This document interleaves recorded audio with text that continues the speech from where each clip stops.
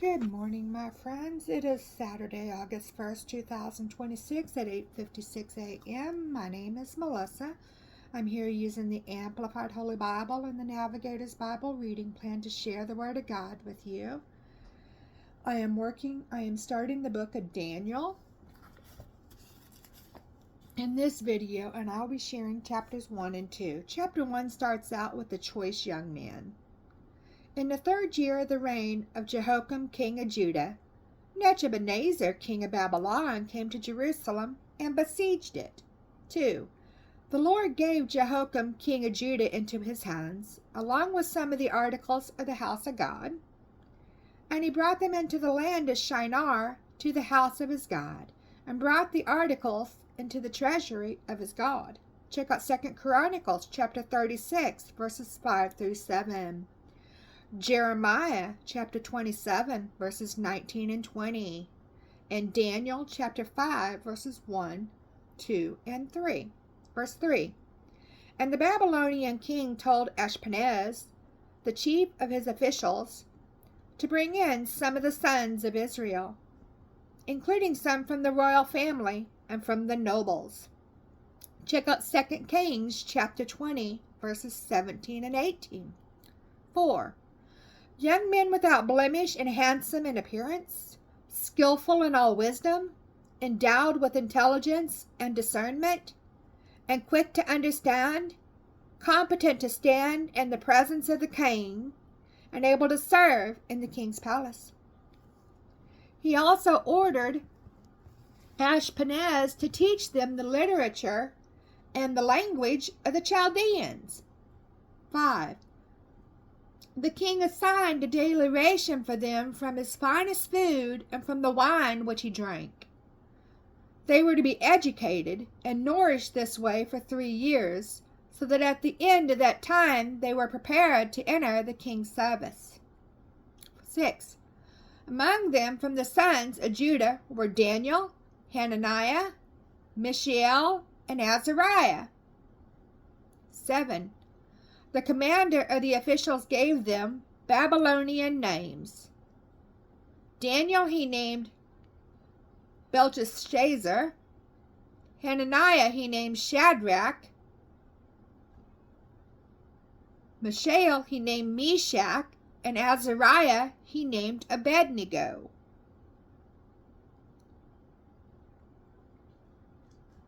So the title turns into Daniel's resolve in verse 8.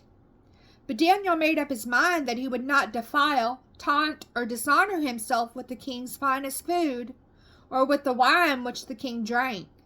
So he asked the commander of the officials that he might be excused, so that he would not defile himself. Check out Numbers chapter 6, verses 1 through 4, and 1 Corinthians chapter 10, verse 21. Verse 9. Now God granted Daniel favor and compassion in the sight of the commander of the officials. 10. And the commander of the officials said to Daniel, I am afraid of my lord the king, which has prearranged your food and your drink. For why should he see your faces looking more haggard than the young men who are your own age? Then you would make me forfeit my head to the king. 11. But Daniel said to the overseer, whom the commander of the officials had appointed over Daniel, Hananiah, Mishael, and Azariah, 12. Please, test your servants for 10 days, and let us be given some vegetables to eat and water to drink. 13. Then let our appearance and the appearance of the young men who eat the king's finest food be observed and compared by you, and deal with your servants in accordance with what you see. 14. So the men listened to them in this matter and tested them for 10 days. 15. At the end of 10 days, it seemed that they were looking better and healthier than all the young men who ate at the king's finest food. 16. So the overseer continued to withhold their fine food and the wine they were to drink, and kept giving them vegetables. 17. As for these 4 young men, God gave them knowledge and skill in all kinds of literature and wisdom.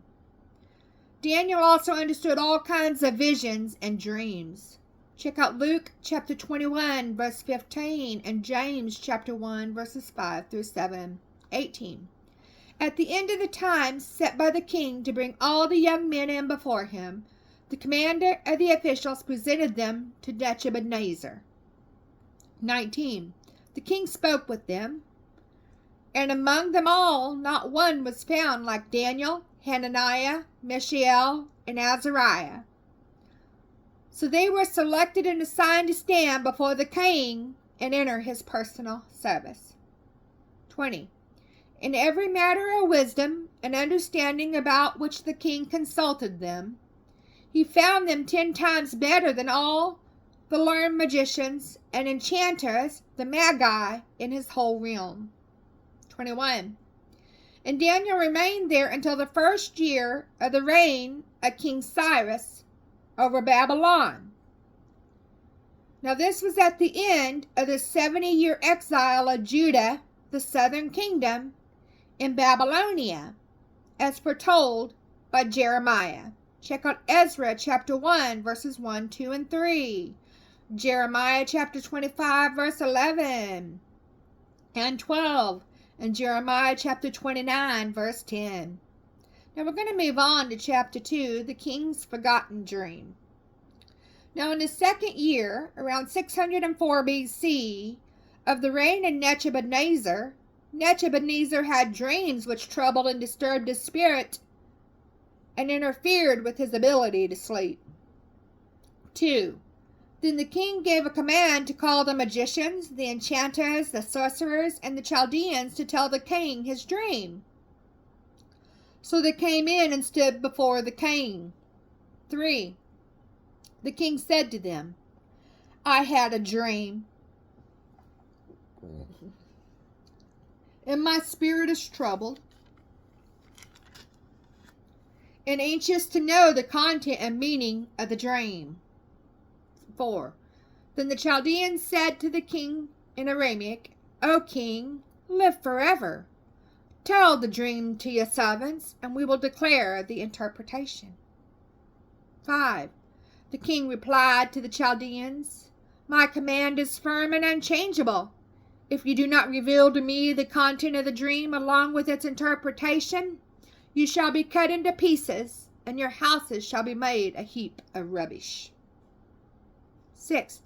But if you tell me the content of the dream along with its interpretation, you shall receive from me gifts and rewards and great honor. So tell me the dream and its interpretation. 7. They answered again, Let the king tell the dream to his servants, and we will explain its interpretation to you.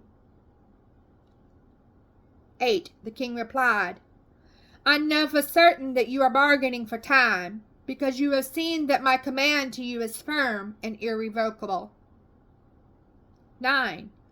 If you will not reveal to me the content of the dream, there is but one sentence for you. For you have already prepared lying and corrupt words, and you have agreed together to speak them before me, hoping to delay your execution until the situation is changed.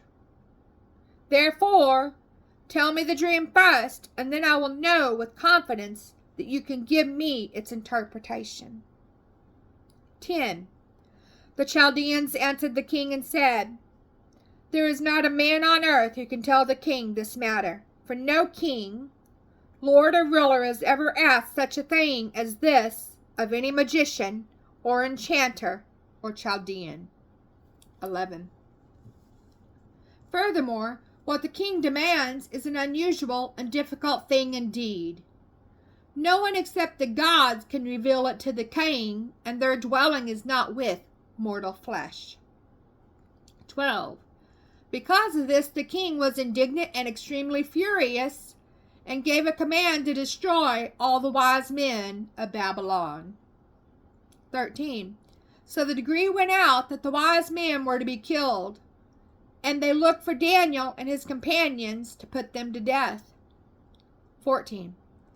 Then Daniel replied with discretion and wisdom to Arioch, the captain of the king's bodyguard, who had gone out to execute the wise men of Babylon. 15. He said to Arioch, the king's captain, "Why is the decree from the king so harsh and urgent?" Then Arioch explained the matter to Daniel. 16. So Daniel went in and asked the king to appoint a date and give him time, so that he might reveal to the king the interpretation of the dream. 17. Then Daniel returned to his house and discussed the matter with Hananiah, Mishael, and Azariah, his companions. 18. In order that they might seek compassion from the God of heaven regarding this secret, so that Daniel and his companions would not be executed with the rest of the wise men of Babylon. So the title turns into "The Secret is Revealed to Daniel" in verse 19. Then the secret was revealed to Daniel in a vision of the night, and Daniel blessed the God of heaven. 20. Daniel answered, "Blessed be the name of God forever and ever, for wisdom and power belong to him." 21. It is he who changes the times and the seasons. He removes kings and establishes kings. He gives wisdom to the wise and greater knowledge to those who have understanding. Check out Daniel chapter 4, verse 35. 22. It is he who reveals the profound and hidden things. He knows what is in the darkness, and the light dwells with him. Check out Job chapter 15, verse 8, Psalms chapter 25, verse 14, and Matthew chapter 6, verse 6. 23. I thank you and I praise you, O God of my fathers, for you have given me wisdom and power. Even now you have made known to me what we requested of you, for you have made known to us the solution to the king's matter. 24. So Daniel went to Arioch, whom the king had appointed to destroy the wise men of Babylon. He went and said this to him, "Do not execute the wise men of Babylon. Bring me before the king, and I will reveal to the king the interpretation of his dream." 25. Then Arioch hurriedly brought Daniel before the king and said this to him, "I have found a man among the exiles of Judah who can explain to the king the interpretation of the dream." 26. The king said to Daniel, whose Babylonian name was Belshazzar, "Are you able to reveal to me the content of the dream which I have seen and its interpretation?" 27. Daniel answered the king and said, "Regarding the mystery about which the king has inquired, neither the wise men, enchanters, magicians, nor astrologers are able to answer the king." 28. But there is a God in heaven who reveals secrets, and he has shown King Nebuchadnezzar what will take place in the latter days, the end of days. This was your dream and the vision that appeared in your mind while on your bed. 29. As for you, O king, as you were lying on your bed, thoughts came into your mind about what will take place in the future.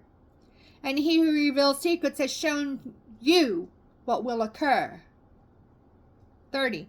But as for me, the secret has not been revealed to me, because my wisdom is greater than that of any other living man. But in order to make the interpretation known to the king, and so that you may understand fully the thoughts of your mind. So the title turns into the king's dream in verse 31. You, O king, were looking, and behold, there was a single great statue, this image, which was large and of unsurpassed splendor, stood before you, and its appearance was awesome and terrifying. 32. As for this statue, its head was made of fine gold, its breasts and its arms of silver, its belly and its thighs of bronze. 33. Its legs of iron, its feet partly of iron and partly of clay, pottery. 34. As you were looking, a stone was cut out without human hands, and it struck the statue on its feet of iron and clay and crushed them. Check out 1 Peter chapter 2, verses 3 through 8. 35. Then the iron, the clay, the bronze, the silver, and the gold were crushed together and became like the chaff from the summer threshing floors. And the wind carried them away so that not a trace of them could be found. And the stone that struck the statue became a great mountain and filled the whole earth. The title turns into the interpretation, Babylon, the first kingdom, in verse 36. This was the dream. Now we will tell the king its interpretation. 37. You, O king, are the king of earthly kings, to whom the God of heaven has given the kingdom, the power, the strength, and the glory. Check out Jeremiah chapter 25, verse 9, Jeremiah chapter 27, verse 6, and Jeremiah chapter 28, verse 14. 38. And wherever the sons of men dwell, and the beasts of the field, and the birds of the heavens, he has given them into your hand, and has made you ruler over them all. You, king of Babylon, are the head of gold. The title turns into Medo Persia and Greece in verse 39. After you will arise another kingdom, Medo Persia, inferior to you, and then a third kingdom of bronze, Greece, under Alexander the Great, which will rule over all the earth. The title turns into Rome in verse 40. Then a fourth kingdom, Rome, will be strong as iron, for iron breaks to pieces and shatters all things. And like iron which crushes things to pieces, it will break and crush all these others. Check out Daniel chapter 7, verses 7 and verse 23. Verse 41. And as you saw the feet and toes, partly of potter's clay and partly of iron, it will be a divided kingdom. But there will be in it some of the durability and strength of iron, just as you saw the iron mixed with common clay. 42. As the 10 toes of the feet were partly of iron and partly of clay, so some of the kingdom will be strong, and another part of it will be brittle. 43. And as you saw the iron mixed with common clay, so they will combine with one another in the seed of men. But they will not merge, for such diverse things or ideologies cannot unite, even as iron does not mix with clay. The title turns into the divine kingdom in verse 44. In the days of those final 10 kings, the God of heaven will set up a kingdom that will never be destroyed, nor will its sovereignty be left for another people, but it will crush and put an end to all these kingdoms, and it will stand forever. Check out Daniel chapter 7, verses 14 through 17, Luke chapter 1, verses 31, 32, and 33, and Revelation chapter 11, verse 15. 45. Just as you saw that a stone was cut out of the mountain without hands, and that it crushed the iron, the bronze, the clay, the silver, and the gold, the great God has revealed to the king what will take place in the future.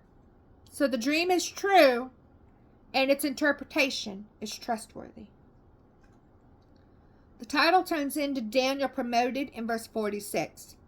Then King Nebuchadnezzar fell face downward and paid respect to Daniel as the great prophet of the highest God, and gave orders for an offering and fragrant incense to be presented to him in honor of his God. 47. The king answered Daniel and said, Most certainly your God is the God of gods and the Lord of kings, and a revealer of mysteries, since you have been able to reveal this mystery. Check out Proverbs chapter 3, verse 32, and Revelations chapter 19, verse 16. 48. Then the king promoted Daniel to an exalted position and gave him many great gifts, and he made him ruler over the entire province of Babylon and the chief governor over all the wise men of Babylon. 49. And Daniel made a request to the king, and he appointed Shadrach, Meshach, and Abednego over the affairs of the province of Babylon, while Daniel was at the court of the king.